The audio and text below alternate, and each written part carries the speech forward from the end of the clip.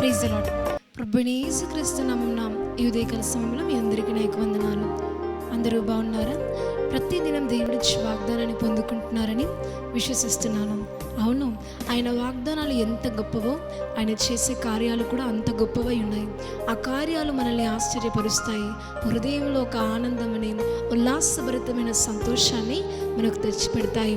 ఎందుకంటే దేవుడు మన పక్షమున ఆశ్చర్యమైన మేళ్ళని, ఆశ్చర్యమైన కార్యములని, ఆశ్చర్యమైన వాగ్దానములని అనుగ్రహించేవాడై ఉన్నాడు.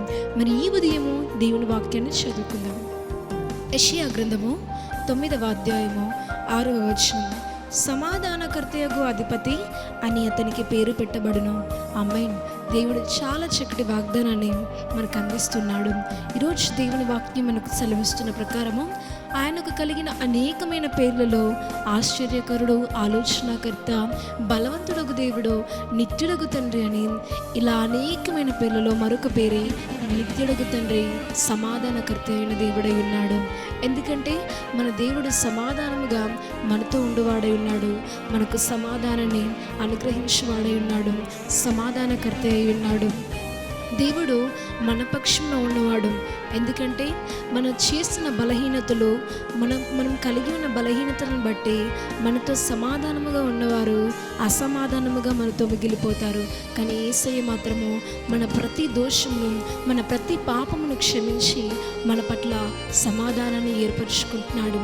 సమాధానకర్త అయిన దేవుడు మన జీవితంలో కూడా సమాధానాన్ని ఇవ్వడానికి సమీపముగా ఉన్నాడు. ఎన్ని రోజులు కలవరము, చింత, మనోవేదన మనం కలిగి ఉన్నామేమో, కానీ యేసయ్య మనకు సమాధానాన్ని ఇవ్వడానికి ఇష్టపడుతున్నాడు. మనం నమ్ముకున్న దేవుడు మన జీవితంలో కలవరాన్ని తెచ్చిపెట్టే దేవుడు, మన జీవితంలో చింతను తెచ్చిపెట్టే దేవుడు కాదు, కానీ మనకు సమాధానము, నిత్యమైన సమాధానము, నిత్యమైన శాంతిని అనుగ్రహించిన వాడై ఉన్నాడు. అందుకే ఆయన అంటాడు, నేను నా శాంతిని మీకు అనుగ్రహించుచున్నాను. లోకం ఇచ్చినట్టుగా తాత్కాలికమైన దాన్ని మీకు అనుగ్రహించట్లేదు, కానీ నేను సంపూర్ణమైన శాంతిని, సంపూర్ణమైన సమాధానాన్ని నీకు అనుగ్రహిస్తాను అని అంటున్నాడు. లోకంలో నీకు ఎదురయ్యే మనుషుల వల్ల, లోకంలో నువ్వు చూస్తున్న భోగముల వల్ల నువ్వు సమాధానాన్ని పొందుకోగలుగుతావు, కానీ అది తాత్కాలికంగా కొద్దిసేపు మాత్రమే.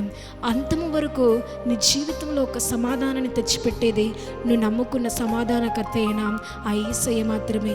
ఎన్ని రోజులు మనుషుల వైపు చూసి తాత్కాలికమైన సమాధానాలు, శాంతిని పొందుకొని ఇంకా నీ జీవితంలో కలవరమే మిగిలి ఉందేమో, ఈ ఉదయం నుండి యేసయ్య మీద ఆధారపడు. సమాధానకర్త అయిన దేవునికి నిన్ను అప్పగించుకో, ఆయన నుంచి సమాధానాన్ని పొందుకో. ఆమేన్. ప్రార్థన చేసుకుందాం. పరలోకమందున్న మా తండ్రి, నీకు మహిమ కలుగును గాక. చాలా చక్కటి వాగ్దానాన్ని మాకు అందించి మమ్మల్ని బలపరిచినందుకు నీకు వందనాలు. నీవు సమాధానకర్తవై ఉన్నావయ్యా.